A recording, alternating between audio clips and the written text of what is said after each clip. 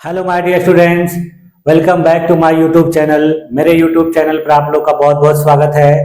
Dear student, आज की class में हम लोग विभिन्न प्रकार के असेसमेंट और इवैल्यूएशन टूल्स के बारे में अध्ययन करेंगे, जिसमें देखिए हम लोग पोर्टफोलियो के बारे में पढ़ेंगे, चेकलिस्ट के बारे में पढ़ेंगे, रेटिंग स्केल के बारे में पढ़ेंगे, एनेक्डोटल रिकॉर्ड के बारे में पढ़ेंगे, क्यूमुलेटिव रिकॉर्ड के बारे में पढ़ेंगे और उसके साथ साथ रूब्रिक्स के बारे में भी अध्ययन करेंगे। तो चलिए आइए देखा जाए कि ये सब चीजें या ये जो असेसमेंट ऑफ इस जो एवेल्युएशन टूल्स, असेसमेंट टूल्स जो हैं वो क्या क्या हैं। तो सबसे पहले हम अध्ययन करते हैं पोर्टफोलियो का। देखिए पोर्टफोलियो क्या होती है, पोर्टफोलियो कौन बनाता है, ये सारी चीजों को हम लोग देखें। देखिए पोर्टफोलियो, इसका देखिए हिंदी में भी यही नाम है, अंग्रेजी में भी इसको पोर्टफोलियो ही कहा जाता है। देखिए इसकी परिभाषा क्या होती है। पोर्टफोलियो छात्रों या व्यक्तियों के कार्यों का संग्रह होता है जो उनकी क्षमताओं, प्रगति और उपलब्धियों को प्रदर्शित करते हैं। यानी किसी व्यक्ति या स्टूडेंट के जो कार्य होते हैं उसी की जो है एक संग्रह होता है। यानी उसमें बताया जाता है कि उस व्यक्ति के अंदर या उस छात्र की क्षमता क्या है, उसकी प्रगति किस प्रकार की है और उसकी अचीवमेंट या उपलब्धियां कैसी है। देखिए इसको कैसे मापा जाता है। लिखित कार्य, प्रोजेक्ट, ड्राइंग और अन्य शैक्षिक कार्य इसमें शामिल है। यानी इनके माध्यम से किसी स्टूडेंट की प्रोग्रेस के बारे में पता लगाया जाता है, उसकी उपलब्धियों के बारे में पता लगाया जाता है, उसकी जो कैपेसिटी या क्षमता के बारे में पता लगाया जाता है। देखिए इसका उद्देश्य क्या होता है पोर्टफोलियो को बनाने का। छात्र के विकास को रिकॉर्ड किया जाता है, उसकी रचनात्मकता और कौशल को मापा जाता है, उसकी प्रगति का विश्लेषण किया जाता है। यानी ये जो तीन कार्य होते हैं इसके प्रमुख उद्देश्य होते हैं। अब देखिए जो पोर्टफोलियो के कुछ उदाहरण देख लेते हैं। जैसे देखिए कलात्मक पोर्टफोलियो कब बनाई जाती है।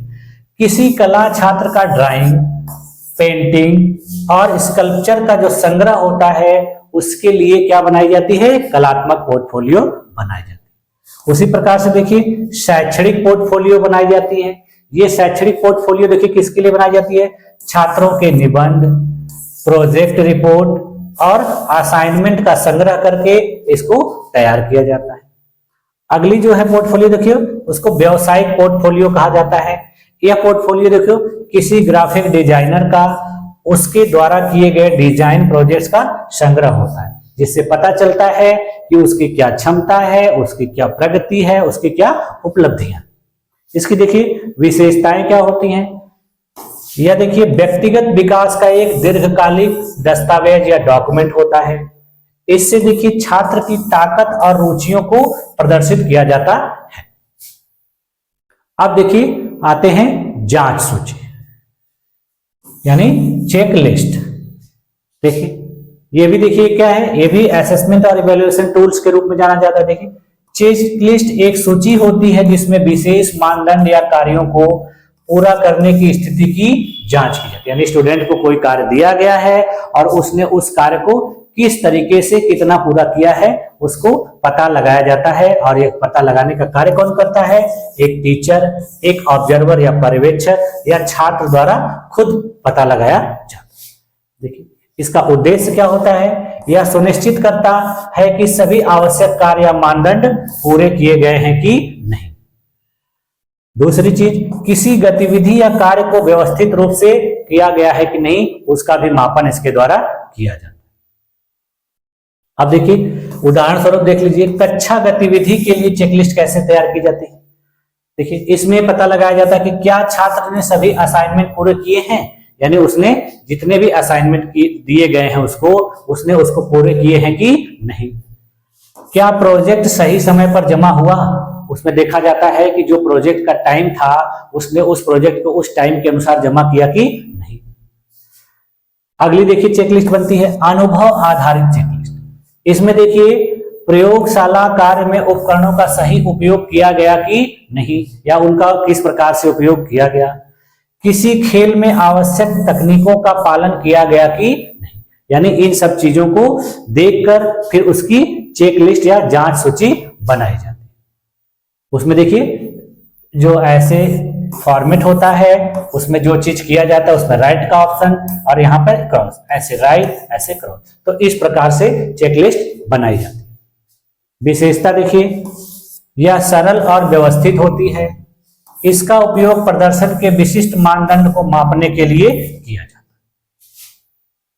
अब देखिए अगली चीज है रेटिंग स्केल। रेटिंग स्केल क्या होती है? रेटिंग स्केल भी देखिए क्या है कि यह एक मापन उपकरण है जो किसी व्यक्ति, प्रक्रिया या उत्पाद के प्रदर्शन को एक निर्धारित पैमाने पर मापता है। यानी कौन से जो है उच्च है, कौन सा निम्न है, कौन सा मध्यम है, उसके आधार पर इसको रेटिंग देने का कार्य कहते हैं। देखिए स्कूल कॉलेज में भी होता है, किसी संस्थान में भी होता है, किसी प्रोग्रेस या प्रोसेस के लिए भी किया जाता है और किसी उत्पाद का प्रोडक्शन कैसा हो रहा है उसके लिए भी किया जाता है। देखिए इसका उद्देश्य क्या होता है? प्रदर्शन के स्तर को मापना, छात्र या व्यक्ति की विशेषताओं, कौशल और व्यवहार का आकलन करना। उदाहरण देख लीजिए, शिक्षण में रेटिंग स्केल कैसे उपयोग किया जाता है? छात्र का प्रेजेंटेशन इसके द्वारा तैयार किया जाता है। देखिए यदि छात्र ने किसी कार्य को बहुत बेहतर ढंग से किया है तो उसको एक्सेलेंट दिया जाएगा, उसके लिए 5 अंक दिया जाएगा। यदि उसका प्रदर्शन थोड़ा सा उससे कम है तो छात्र को देखिए 4 अंक दिए जाएंगे, यानी उसको गुड दिया जाएगा। औसत यानी एवरेज है तो उसको 3 अंक दिया जाएगा और कमजोर है तो 2 अंक दिया जाएगा। इसमें देखिए एक तरह से और किया जाता है कि जैसे देखिए मान लीजिए क्वेश्चन दिया जा रहा है टीचर के द्वारा क्लास में और वह क्वेश्चन जो है 10 नंबर का है, तो इसमें टीचर डिसाइड कर लेता है कि बच्चा उस क्वेश्चन में यदि परिभाषा केवल लिखता है तो उसको 2 नंबर दिया जाएगा। परिभाषा के बाद वह उसके प्रकारों को लिखता है सही तरीके से तो उसको 3 नंबर दिया जाएगा, और फिर उसके महत्व और विशेषता को लिखता है तो उसको 5 नंबर दिया जाएगा। देखिए 3, 2, 5, 5, 10 हो गया। अब देखिए बच्चा यदि परिभाषा बहुत अच्छे तरीके से लिखा है तो टीचर उसको 2 नंबर देगा यदि उसकी हैंडराइटिंग अच्छी है, नहीं तो उसको 1.5 नंबर भी दे सकता है। उसी प्रकार से देखिए उसके प्रकारों को अगर उस बच्चे ने भली भांति लिखा है और हैंडराइटिंग भी अच्छी है तो उस टीचर के द्वारा उसको 3 नंबर दे दिए जाएंगे। और फिर महत्व और इन सब चीजों को अगर सही तरीके से नहीं लिखा है तो उसको 5 में से वो अपने अनुसार उसके हैंडराइटिंग वगैरह को देखते हुए कुछ मार्क्स दे देगा। तो जब उसका ओवरऑल परफॉर्मेंस चेक किया जाएगा तो जब देखिए जो सबसे अच्छा नंबर रहेगा उसके आधार पर उसको एक्सेलेंट होगा, जिसका उससे कम होगा वो गुड होगा, जिसका उससे कम होगा वो एवरेज होगा, जो सबसे कमजोर होगा वो उसका पुअर होगा। अब देखिए कौशलों का मूल्यांकन इसके द्वारा कैसे किया जाता है? Team work. देखिए इसमें देखिए हमेशा लिखा जाता है, कभी कभी कभी नहीं, यानी कुछ कार्य किए जाते हैं तो उसमें एक इस प्रकार का कॉलम बना दिया जाता है। उसमें यदि किसी कार्य को हमेशा किया जा रहा है तो उसके लिए हमेशा के लिए इस प्रकार से, उसके अगर कभी कभी किया जा रहा है तो उसके लिए समटाइम्स, और कभी नहीं किया जा रहा है तो उसके लिए नेवर का उपयोग किया जाता है। अब देखिए इसकी विशेषताएं क्या होती हैं। यह देखिए प्रदर्शन को मापने के लिए एक संरचित उपकरण है। यह गुणात्मक और मात्रात्मक जानकारी प्रदान करता है। अब आते हैं वर्णनात्मक रिकॉर्ड, जिसको एनेक्डोटल रिकॉर्ड के रूप में जाना जाता है। इसकी देखिए सबसे पहले परिभाषा। देखिए वर्णनात्मक रिकॉर्ड जो होता है छात्रों या व्यक्तियों के विशेष व्यवहार, गतिविधि या घटना का संक्षिप्त और तथ्यात्मक वर्णन होता है। यानी किसी स्टूडेंट के एकेडमिक, उसके व्यवहार, उसकी गतिविधियों और घटना का संक्षिप्त और तथ्यात्मक वर्णन होता है। यानी कौन सा स्टूडेंट किस प्रकार से है, उसके व्यवहार कैसे हैं, उसकी उपलब्धियां कैसी हैं, उसका जो गतिविधि कैसी है, ये सारी चीजों को संक्षिप्त रूप में लिखा जाता है। ये लिखता कौन है? शिक्षक या पर्यवेक्षक के द्वारा लिखा जाता है। शिक्षक के द्वारा स्टूडेंट का लिखा जाएगा और किसी संस्थान में, किसी ऑफिस में, किसी कार्यालय में, उसमें किसी पर्यवेक्षक के द्वारा इसको लिखा जाए। इसका देखिए उद्देश्य क्या होता है? छात्र के व्यवहार और व्यक्तिगत विकास का अवलोकन करना, यानी छात्र का व्यवहार कैसा है और उसका व्यक्तिगत विकास किस प्रकार से हो रहा है। दूसरा उद्देश्य इसका क्या है? सीखने की प्रक्रिया में आने वाली समस्याओं की पहचान करना, यानी किसी स्टूडेंट को सीखने में कोई समस्या आ रही है कि नहीं, इस चीज की पहचान करने के लिए इसका उपयोग किया जाता है। उदाहरण देख लीजिए, कक्षा में व्यवहार। देखिए, अब उदाहरण देखिए कि रवि ने आज समूह चर्चा में सक्रिय रूप से भाग लिया और अपनी टीम को प्रोत्साहित किया। तो इस प्रकार से देखिए उसके जो रुचियों को भी, उसके व्यवहारों को भी इसमें प्रदर्शित किया गया।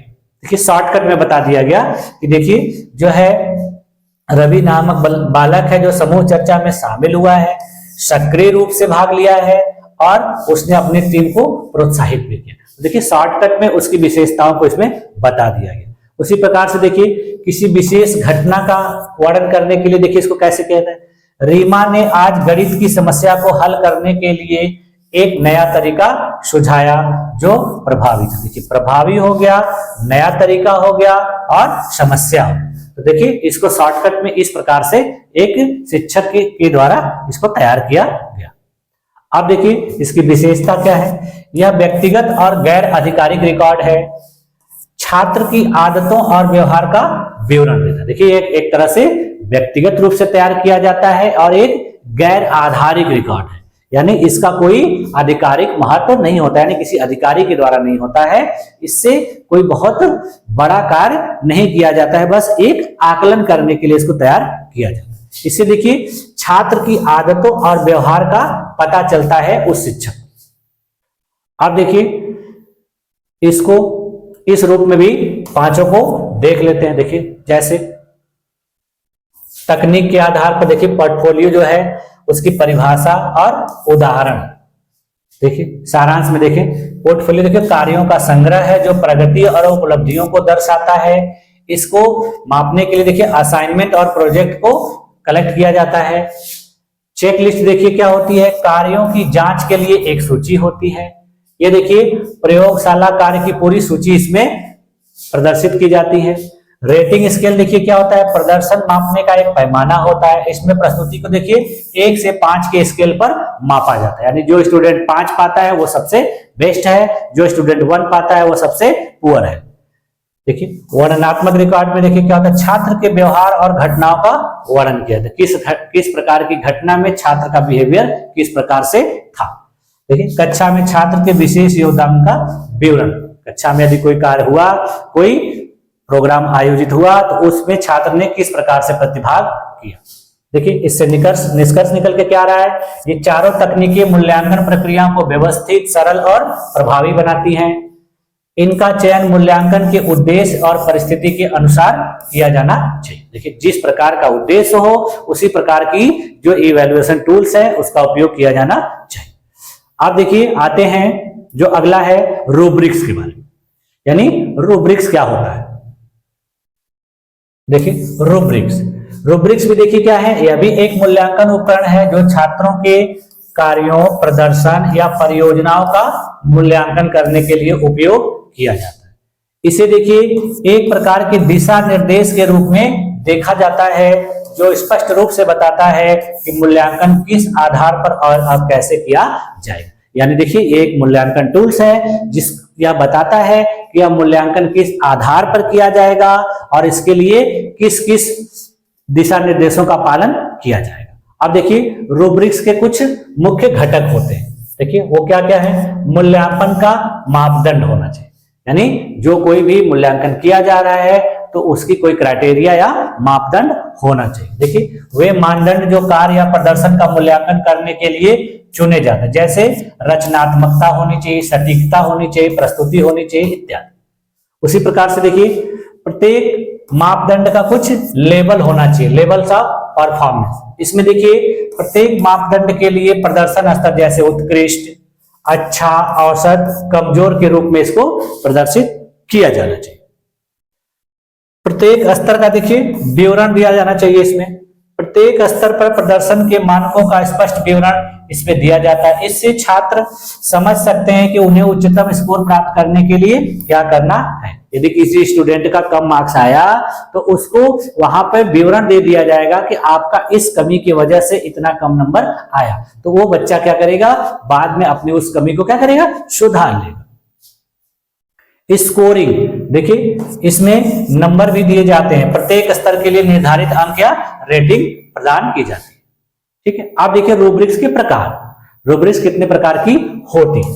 देखिए रूब्रिक्स देखिए होती है एनालिटिकल रूब्रिक्स, यानी ऐसी रूब्रिक्स जिसमें विश्लेषण किया जाता है। देखिए इसमें प्रत्येक मानदंड को अलग अलग अंक दिए जाते हैं, जिससे स्पष्ट पता चलता है कि छात्र ने किन किन क्षेत्रों में अच्छा प्रदर्शन किया है और किन क्षेत्रों में सुधार की आवश्यकता है। इसमें देखिए जो भी काम उसको दिया जाता है उसको कई भागों में बांट दिया जाता है और उन भागों के लिए अलग अलग नंबर निर्धारित कर दिए जाते हैं। तो उस बच्चे के प्रदर्शन को चेक किया जाता है कि उसका हर भाग में सही प्रदर्शन है कि नहीं, या किसी में कमजोर है तो उसको उसमें इस चीज को बताया जाता है।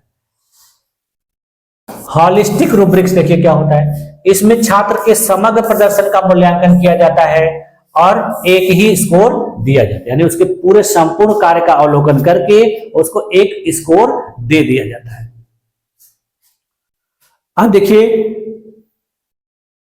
रूब्रिक्स का उपयोग क्यों किया जाए इसको देखें। तो रूब्रिक्स देखिए पारदर्शिता लाता है, इसलिए इसका उपयोग किया जाता है। यह छात्रों और शिक्षकों दोनों के लिए स्पष्ट करता है कि किस प्रकार मूल्यांकन किया जाना चाहिए। उसके बाद देखिए ये सुधार के अवसर प्रदान करता है, यानी रूब्रिक्स जब तैयार किया जाता है तो छात्रों को यह दिखाया जाता है कि वो कहाँ सुधार करने की उनको जरूरत है और फिर छात्र उसमें सुधार करते हैं। इससे समय की देखिए बचत होती है, शिक्षकों के लिए मूल्यांकन प्रक्रिया को सुव्यवस्थित बनाता है। देखिए जब किसी चीज का मूल्यांकन करना होता है तो उसके लिए जो शिक्षक है रूब्रिक्स तैयार कर लेते हैं तो उनको मूल्यांकन करने में बहुत आसानी होती है। ये देखिए निष्पक्षता लाता है, यह सुनिश्चित करता है कि सभी छात्रों का मूल्यांकन समान मानदंडों पर आधारित हो, यानी जो स्टूडेंट का मूल्यांकन किया जा रहा है वो समान मानदंड पे आधारित होना चाहिए। अब देखिए ये रूब्रिक्स का उदाहरण है।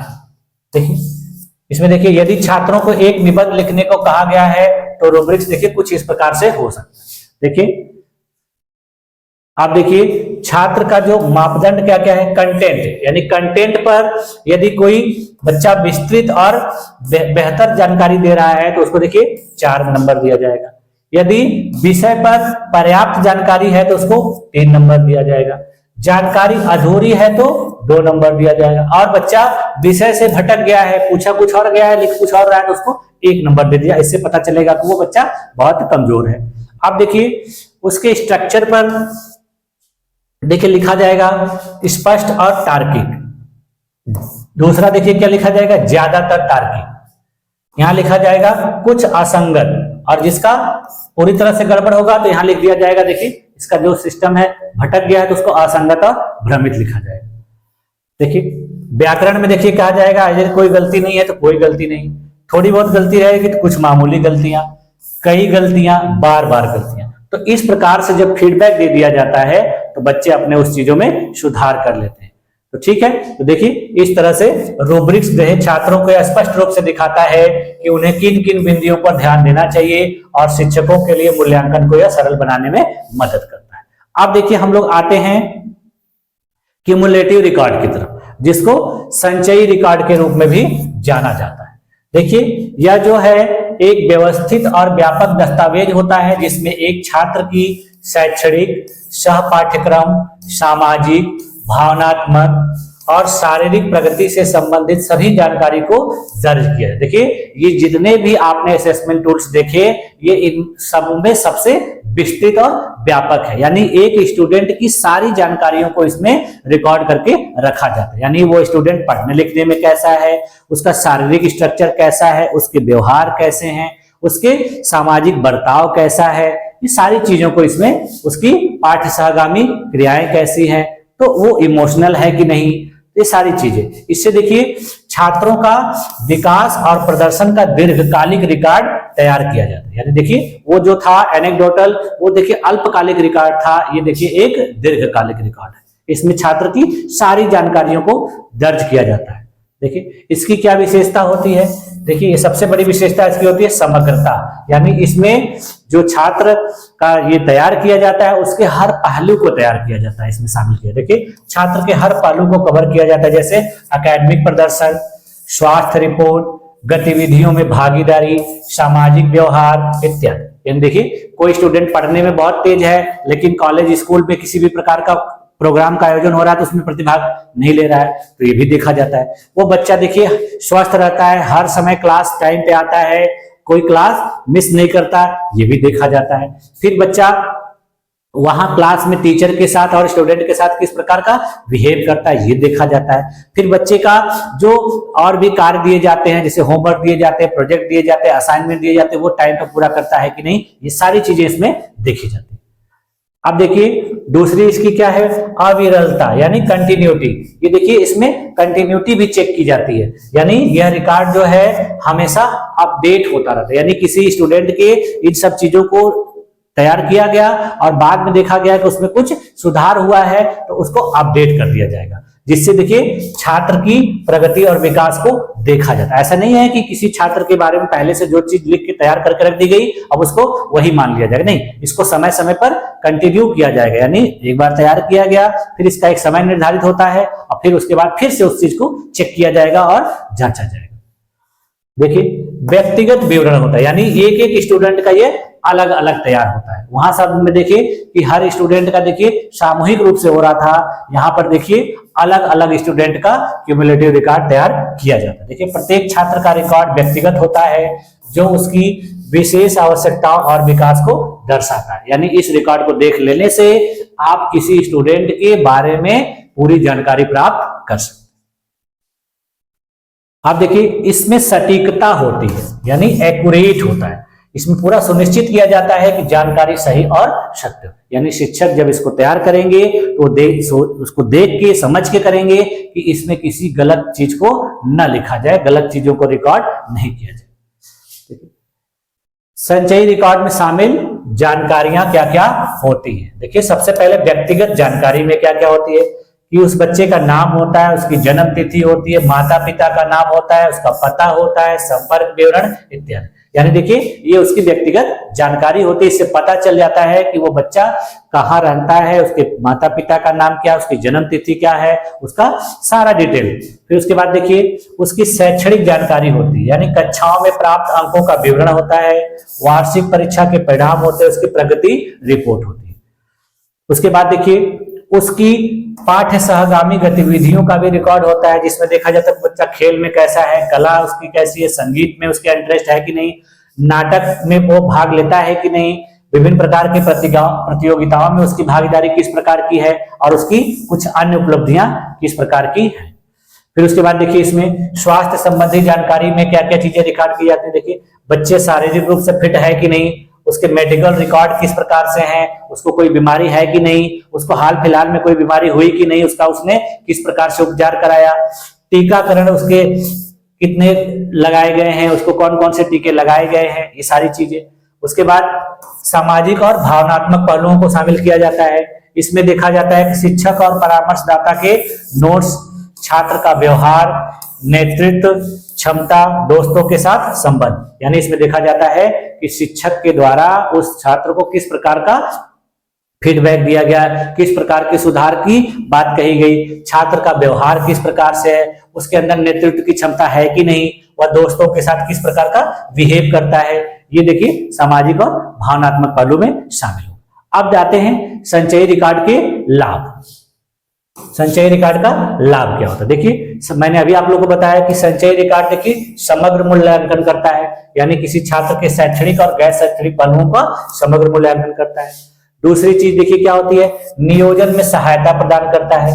यदि किसी शिक्षक और परामर्शदाता को इसको देखना है तो वह देखकर उस छात्र की शैक्षणिक और करियर की योजना बनाने में मदद कर सकते हैं। यानी किसी स्टूडेंट के क्यूमुलेटिव रिकॉर्ड यानी संचयी रिकॉर्ड को देख लिया जाए तो जो परामर्शदाता होता है या टीचर होता है उसके भविष्य के बारे में उसको बेहतर जानकारी प्रदान कर सकता है और उससे उसकी मदद भी की जा सकती है। इससे देखिए मूल्यांकन में पारदर्शिता आती है, यानी किसी स्टूडेंट का जब मूल्यांकन किया जाएगा, समग्र रूप से मूल्यांकन किया जाएगा, तो इस रिकॉर्ड की सहायता से बेहतर मूल्यांकन किया जा सकता है।